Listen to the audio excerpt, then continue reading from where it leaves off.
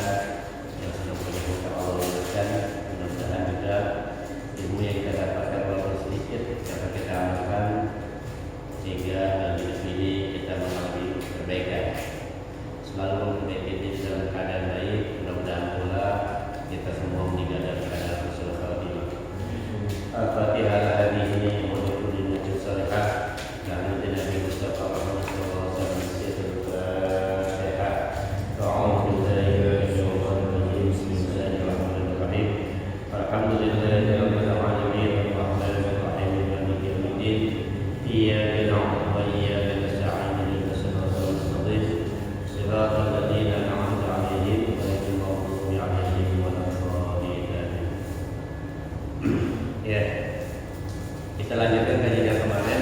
Kita sudah bahas tentang aqabah, fakul aqabah. Apa itu aqabah? Wa ma adraka mal aqabah. Kalau bertanya kepada kita apa itu aqabah, nah kemarin kita sudah bahas. Beberapa ulama tafsir menafsirkan kata aqabah ini menjadi beberapa makna. Pertama, aqabah itu adalah nama sebuah lembah, sebuah bukit di neraka jahanam. Yang pertama. Yang kedua, aqabah itu artinya jalan yang yang sulit, yang mendaki, ya, jalan yang mendaki, jalan yang sulit.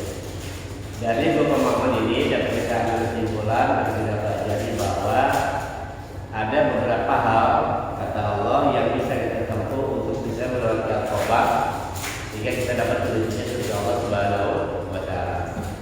Juga dapat kita maknai bahwa aqabah ini adalah Allah tegaskan ada beberapa rintangan di mana jalan kesulitan itu akan menuju kepada surganya Allah. Yang namanya jalan kesulitan berarti ada beberapa kesulitan, ya, yang dapat kita tempuh, yang harus kita lalui agar kita menuju surga Allah Subhanahu wa Ta'ala. Fakul aqabah, apa itu aqabah? Wa ma adraka mal aqabah? Kita lanjutkan yang kemarin ya. Mari kita bahas dulu tuh masalah memerdekakan seorang budak.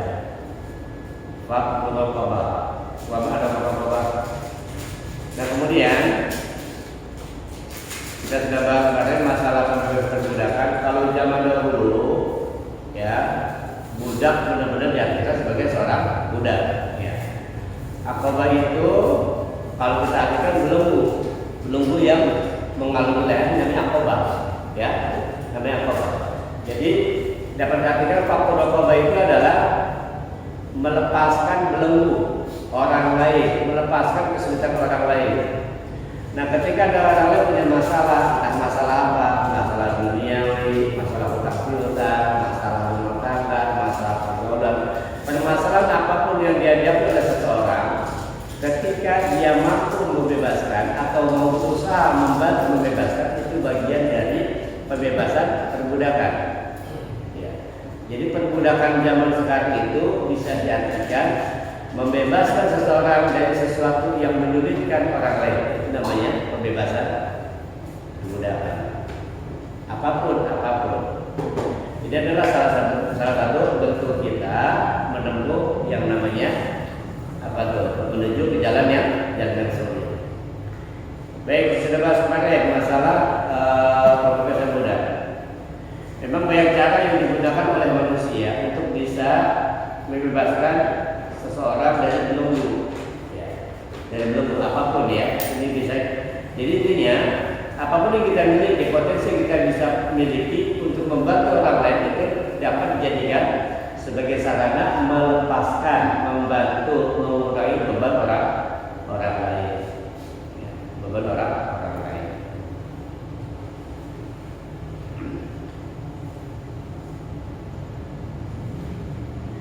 Kemudian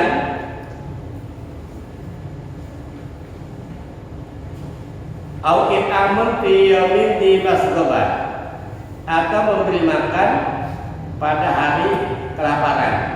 Jadi salah satu jalan untuk jalan kesulitan itu adalah selain melepaskan belenggu kesulitan orang lain. Kan orang sulit itu nggak selamanya urusan duit. Ada orang dia secara ekonomi mampu, secara pengetahuan dia oke, mungkin bulan juga akademisnya juga cukup luar biasa. Tapi dia selalu memiliki kegelisahan, gitu kan, hidupnya selalu nggak tenang. Nah itu bisa tuh kita bantu, ya karena seseorang pasti memiliki masalah yang berbeda-beda. Jadi tidak selamanya kita membantu dalam bentuk materi. Ketika kita mengajarkan seseorang dari misalkan dia nggak bisa baca Quran, kita ajarkan. Itu pun salah satu bentuk memberikan pertolongan, melepas belenggu. Kebodohan itu salah satu bentuk dari melepaskan perbudakan. Kemudian juga memberikan makan kepada orang-orang yang kelaparan. Aukit amun piyomin di masgobah. Ibnu Abbas mengatakan masgobah artinya kelaparan. Hal yang sama dikatakan oleh Ikrimah, Mujahid dan Adaha, Qatadah dan selain mereka. Jadi asabot artinya kelaparan. Makanya aukit amun piyomin di masgobah, memberikan makan pada hari-hari kelaparan. Hari kelaparan maksudnya di sini kalau ada orang lagi paceklik atau dia lagi sudah tidak bekerja, dipecat dari kerjaannya, dari kantor sehingga dia nggak punya makanan, hidupnya miskin, itu harus dibantu. Ya. Bahkan dikatakan oleh Rasulullah salah satu amal yang besar pahalanya adalah mengenyangkan perut saudaranya, mengenyangkan perut saudaranya. Orang itu lebih memilih nasi daripada kemewahan. Orang lagi lapar, orang kalau nggak makan bisa mati. Tapi kalau dia nggak punya mobil nggak mati. Karena makan itu adalah sesuatu kebutuhan primer. Loh, kita memang pergi dari gelap kadang nggak pulang berhari-hari. Alasannya apa? Mencari makan. Gitu. Mana nggak pulang-pulang sudah 2 hari nggak pulang-pulang cari makan. Kan gitu. Karena memang sudah naluri dasar manusia. Orang itu Pak bisa berbuat nekat kalau orang udah lapar. Orang udah lapar luar biasa. Kan banyak sekali kejahatan yang terjadi di muka bumi ini. Karena urusan kan. Nah makanya dikatakan pada Rasulullah salah satu pahala yang cukup besar adalah mengenyangkan perut saudaranya. Makanya ini buat teman-teman nih yang tidak punya usaha atau usaha dagang, misalkan dagang makanan. Nah ketika kita usaha dagang makanan, jadi niatin dalam hati itu pertama apa? Kita membantu saudara-saudara kita yang kelaparan. Jadi nggak semata-mata ingin jual nasi, tapi kita ibadah, kita niatkan membantu